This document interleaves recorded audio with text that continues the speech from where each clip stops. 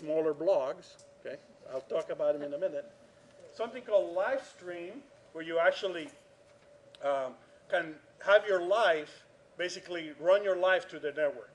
Everything you want to do through the network. Live cast, where you can put videos live constantly for your friends. Virtual worlds, where avatars roam, right? And I'll show you one of those where you become an avatar and you move around, okay, and you do things like buy clothes, all kinds of different things, okay? Social games, where you actually go play and probably, when you think avatars, you probably think of World of Warcraft being one of the most popular games. That's a social game, not a social world, not a virtual world. But if you look at that carefully, there's one called Neopets in social games. I misspoke. Social games are things like poker, Yahtzee, those kind of things that we can play, Monopoly online, all those kind of things. The next one, MMO, which are massively multiplayer online games, like World of Warcraft, but they have them for kids too. Neopets, for kids ages 5 through 11.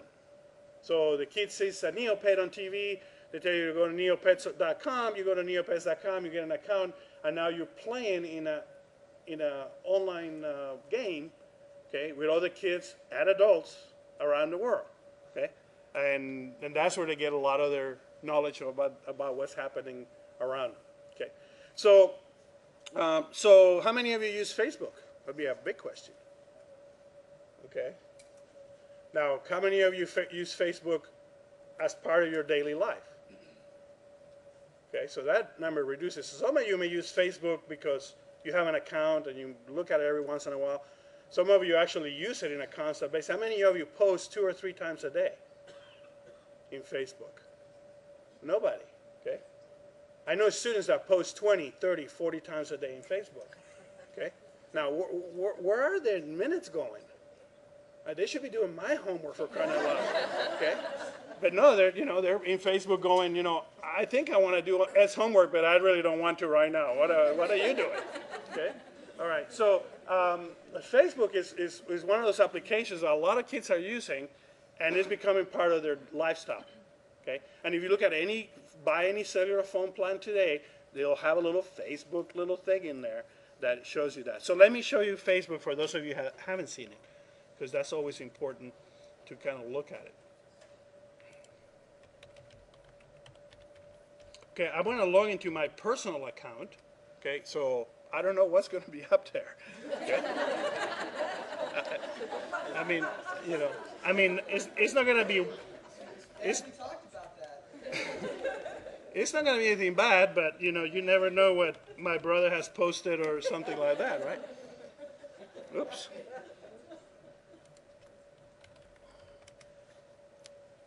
Okay, so this is Facebook. Okay. Of course, as you can see, there's a gentleman called Robert Jaramillo. That's my brother. My brother does not do Facebook at all. Okay. So he's up there. He's 42% active. Okay. When you look up here, okay, and you may know Kaylee. She's a student. She was a student here. She now works out in town. It says, "My shoes are squeaky." Right? And her friends. She's one of my friends. Now, how did she become one of my friends? First of all, I started doing Facebook only for the purpose of understanding what my students were doing. Because the first time I used it, I said, this is not for me. Okay, this is not for me. Okay, but I said, my students are in it, I need to understand. Some students were asking me to post things in Facebook and blah, blah, blah. So I said, okay, I'll go in and check it out. Okay, and I'm not afraid of technology, so here we go. So after I got on, some ex-students of mine, and Kaylee is one of them. Okay, she works out in Squim now. Said, hey, you want to be my friend? And I did because she was asking me about jobs and where to get, technology stuff. And so I was helping her out. And sure, we became friends. So now there she is. Now these folks over here, they're not my friends. Those are her friends, Chelsea and Laura. Okay, they're her friends, and they're answering to that. But I get to see what her friends are posting on her comments. Okay. Now I had one lady that I knew from Port Townsend. I became her friend, and she used to post every minute and a half. Okay? So I muted her right quick. There's a mute button, so you can mute and get rid of their posting. Okay. All right, so this is what Facebook is all about.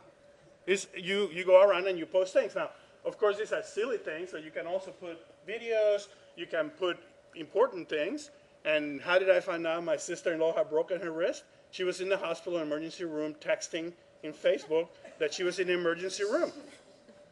You know? And I'm like, wow. Right? And then she was texting from the intensive care unit after, going, I'm okay, it's a compound fracture, blah, blah, blah. And I got to know what happened to her without talking to her, without calling, without anything, right? And the reason she does that is because my brother, they live separate. My brother lives in LA and she lives in Detroit because of work. And so they always constantly, or she is at least, putting something up here in Facebook for people to know. Okay? And of course, what Facebook tries to do is it's a commercial website. It tries to gather all these networks and get as many friends as you can possibly have connected to each other. So then they can pass advertising and other things to them, okay, and gain more information about people. Okay? Now, they say they have 350 million users. And in reality, it's probably like 100 million. The rest of them are people with 2 or 3 accounts using different names in Facebook. So they're trying to clean those folks as well. So this is one of those websites that students come to class saying, I want you to keep me up to date in Facebook. My strategy is to say, okay, if everybody in the class is in Facebook, all of you, I will create a Facebook account for this particular class. And only for the class. And the Facebook account will be called something like, you know, BAS 355.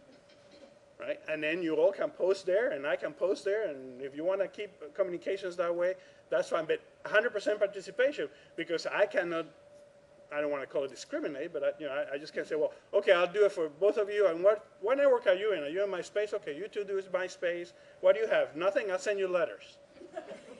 Right? Just pay me for the stamps, and I'll send you letters. And you can't do that. So it's either all or none. Now, I've attended a couple of lectures about the problems of having students in Facebook, and one of them is what happens when the student is your friend and they post pictures of themselves doing something weird, like they're naked, right?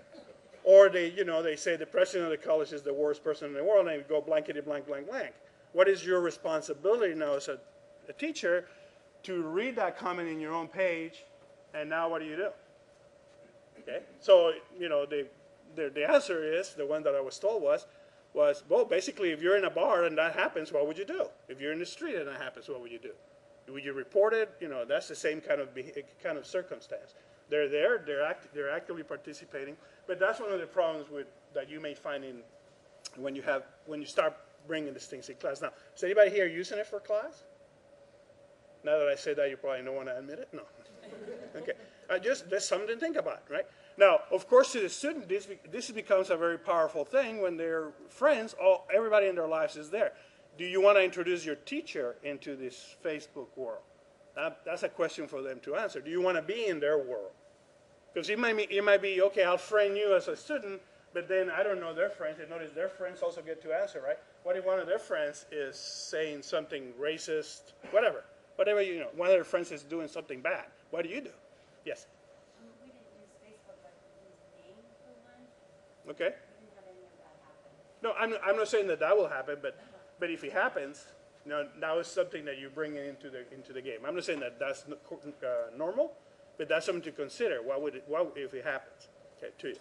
All right. So that's the Facebook part of this.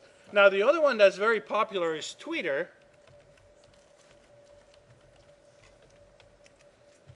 Okay, and Twitter is similar, and I don't have an account in Twitter to show you, but I could sign up right now. But Twitter, all it is a 144 character message. That's it. It can't exceed 144 characters. Now you can actually send videos in there also, and other things.